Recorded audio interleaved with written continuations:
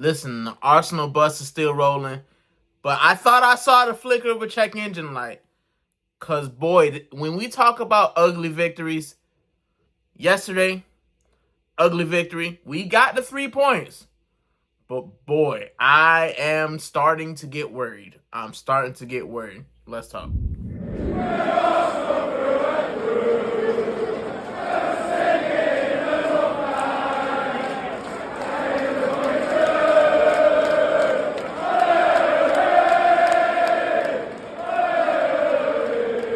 Hola, Tieros. Welcome back to the channel. Welcome back to another Rican reaction. And yeah, I had to take a whole day to just sit, process, keep my mind off of Arsenal for a little bit, and then actually come at this, not emotional. Last night I was emotional. Last night I couldn't believe, I was beside myself. I couldn't believe that I spent pretty much the whole day, the days leading up to it, saying, it's Wolves. We're going to put 5 past them. Even though we've had trouble in attack, it's okay. It's Wolves. They got 2 points. They're at the bottom of the table. There's no way they'll give us any trouble. Not only was I wrong, we didn't score a goal yesterday. We didn't score not one single goal. Wolves scored every goal. And yeah, man, I don't know what to make of it. On one hand, you got the 3 points. Sometimes you got to be lucky in the title race. But on the other hand, I'm seeing that Man City shark, and they are blowing teams out now. Holland's a machine. They look like they're starting to click, and we look like we're starting to fall apart. And we've seen this story before. We've seen it where we have a good start. It looks like everything's fine. We stumble a little bit. Man City wins game after game after game after game. We lose one vital game that we need to win. And I'm watching Bernardo Silva's armpits in May. And I'm watching Mikel Arteta's press conferences talking about, oh, we did a good job, but we just couldn't get over the line. I'm hoping it's not that way this year. It's still early, but December matters, man. No matter what people say, Arsenal's title chances for the last 3 years were killed off in December. We had December games that we could have won that we just didn't. We had games throughout the season where we dropped points where we shouldn't have. Aston Villa, West Ham, Newcastle, games like that, when they weren't as good as they are now, we dropped points. I mean, we've dropped points to the Big Six this year. We dropped points to Villa. And, we almost dropped points to Wolves. And, yeah, there's cause for concern. But we did win 2-1. We got the 3 points, still top of the table. Man City also got their win today. So, yeah, it's still 2 points. And right behind them is Aston Villa, who were 3 points behind. So, it's not like we're running away with it. It's not like it was last year for Liverpool. If we stumble one more time and we get behind that Man City machine, I just don't see Pep relinquishing that. And he doesn't usually lose twice in a row. He doesn't usually have 2 bad seasons in a row. So, I'm a little bit cautious. I'm a little bit skeptical. Let's talk about the game itself. So, 2-1, you're like, oh, man, Arsenal scored 2 goals. So, the first goal was a Sam Johnson own goal in the 70th minute. We got the goal, and I thought we would kind of kick it up. We did the typical thing where we kind of sat behind and hoped to defend. Their striker, Tolu, ends up getting what looks to be the equalizer in the 90th minute. Rival fans are all over, social media. Arsenal barred it again. I got people in my chat talking about, ooh, it's looking scary. And in the 94th minute, it looks like Gabriel Jesus scores the winner, but it's actually an old goal off of Mascara. And we ended up walking away with the 3 points. And something that was telling, something that I heard was that Mikel Arteta was more upset about the defense. We let in a silly defensive goal. We let in 1 goal. We didn't defend well. What about the attack, Mikel? We didn't score a goal against the worst team in the league. What about the attack? No one's talking about the attack. We're all talking about the defense. Anyway, as far as attack, we had 17 shots and only 5 on target. Let's talk about that. The 5 on target. We didn't have a shot on target to the 65th minute against Wolves. We spent the entire first half without a single shot on target. That means their goalkeeper had nothing to do for 60 minutes of the game. That, for a title aspirate, a team that has title aspirations, that ain't good enough. 60 minutes against the worst team. This is one of the worst teams we've seen in recent history. Wolves are awful. They've got 2 points. They might even beat, that record of 11 points set by Derby County. Like, they don't look good. And yet, we could not muster a single shot on target for an hour of football. Wolves had 3 shots. They had 2 on target, and obviously 1 went in. And as far as possession, we had 70% possession, and they had 30%. Now, I hear a lot of people, Arsenal dominate because we hold possession. Yes, possession is great, but if you don't do anything with it, it doesn't matter. You pass sideways and backwards. Yeah, you have possession. Are you putting balls in the back of the net? We failed to do that. And I've got people making excuses. I got people saying, oh, everyone has a blip.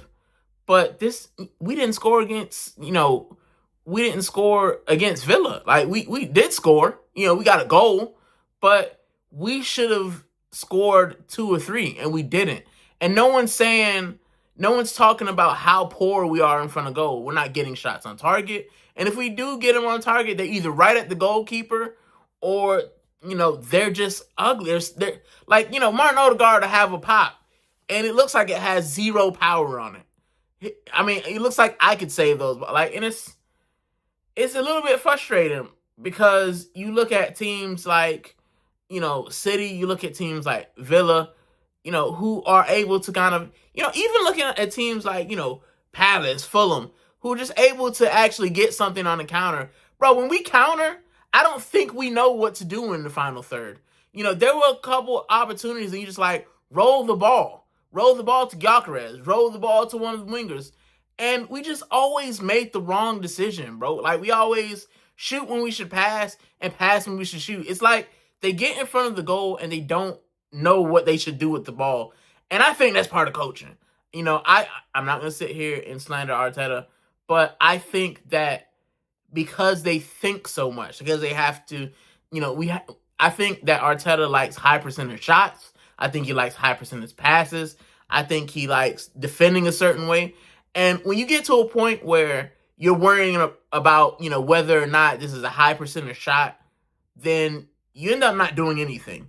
Should I take this shot? Will he get upset because I took this shot and it, we squandered a moment? And it gets in your brain and you just kind of I don't know what to do. And that's what it kind of looks like in front of goal.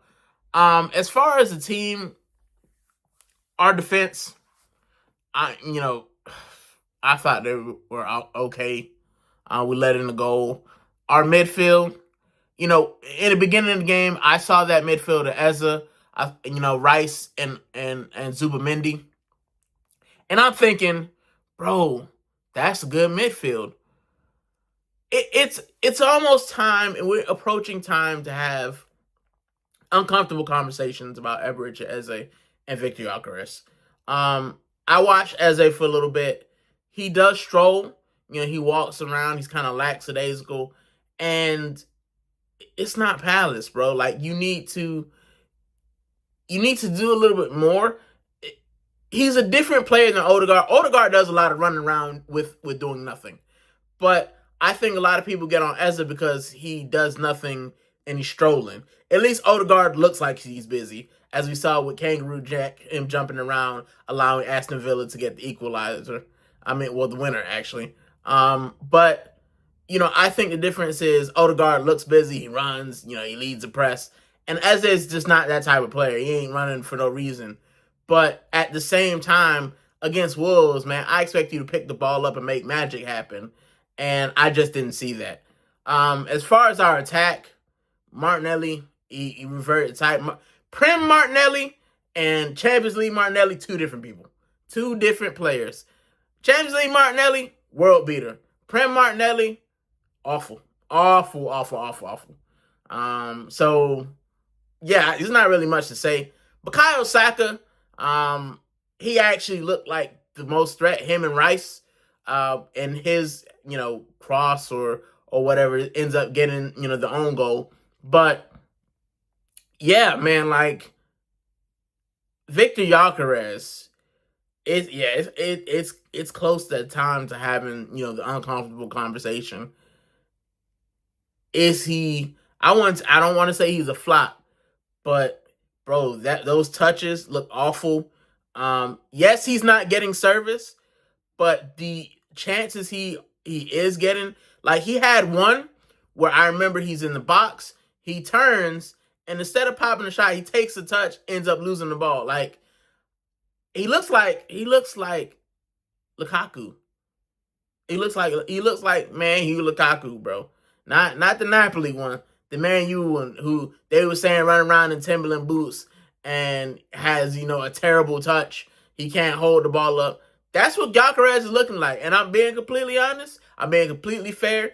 Like, he does not look like the striker that I thought he was going to be. I have not seen this in a long time. I'm mostly like this. Because when I watch him touch the ball, it just looks like he I don't know, man.